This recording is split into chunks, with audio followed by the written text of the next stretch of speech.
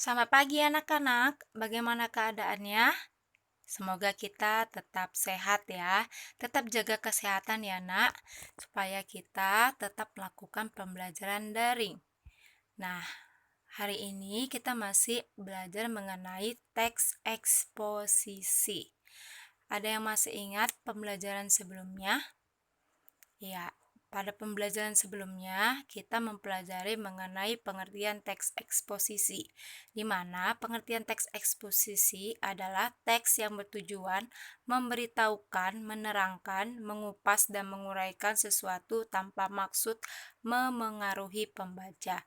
Jadi, hanya sekedar memberi tahukan sebuah informasi. Nah, kita juga mempelajari ciri-ciri teks eksposisi pada pembelajaran sebelumnya.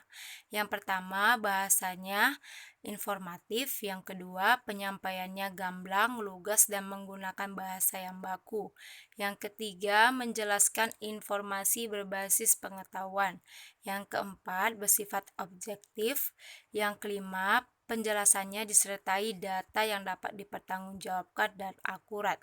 Yang keenam, menunjukkan sebuah fakta yang berfungsi sebagai alat konkretasi dan kontribusi. Nah, kita juga mempelajari langkah-langkah memahami dan menyimpulkan isi teks eksposisi. Ada 4 langkahnya. Yang pertama, membaca atau mendengarkan kalimat demi kalimat dengan saksama. Yang kedua, mencatat hal penting dari informasi pada bacaan atau audio ketika kita mendengarkan informasi. Yang ketiga, mencatat hal-hal pokok berikut: judul teks, intisari bagian tesis, intisari bagian argumen, dan simpulan ataupun penutup. Yang keempat, menyimpulkan informasi berdasarkan poin-poin pokok yang telah dicatat. Nah, kita juga mempelajari struktur teks eksposisi pada pembelajaran sebelumnya. Ada 3, yang pertama tesis, yang kedua rangkaian argumen, yang ketiga penegasan ulang. Kita juga mempelajari kaidah kebahasaan teks eksposisi pada pembelajaran sebelumnya. Ada 6. Yang pertama pronomina, yang kedua kajian dan populer, yang ketiga kalimat tanya, yang keempat kata baku, yang kelima transisi, yang keenam aktif pasif. Nah, pada pembelajaran hari ini kita belajar mengenai langkah-langkah menyusun teks eksposisi. Ada 8 langkah-langkahnya. Perhatikan baik-baik ya nak. Yang pertama, mencari ide atau gagasan, yaitu sesuatu yang akan kita perbuat berupa pernyataan, sikap, dan tindakan kita. Yang kedua, menentukan tema. Caranya bagaimana, Bu? Pilihlah tema yang sedang hangat diperbincangkan, karena akan menambah minat baca pembaca.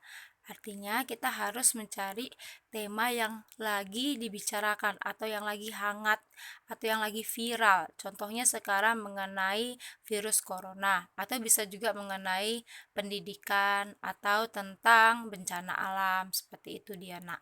Yang ketiga, menentukan topik, yaitu pokok permasalahan dalam sebuah karangan. Yang keempat, menentukan judul, yaitu identitas atau nama sebuah karangan. Yang kelima, merumuskan tesis, yaitu pendapat utama dari keseluruhan isi karangan. Artinya masih menjawab sementara gitu. Yang keenam, membuat kerangka karangan. Fungsinya untuk mengatur sistematika karangan agar tulisan tidak tumpang tindih dan sebagai garis besar mengenai hal-hal yang akan dipaparkan.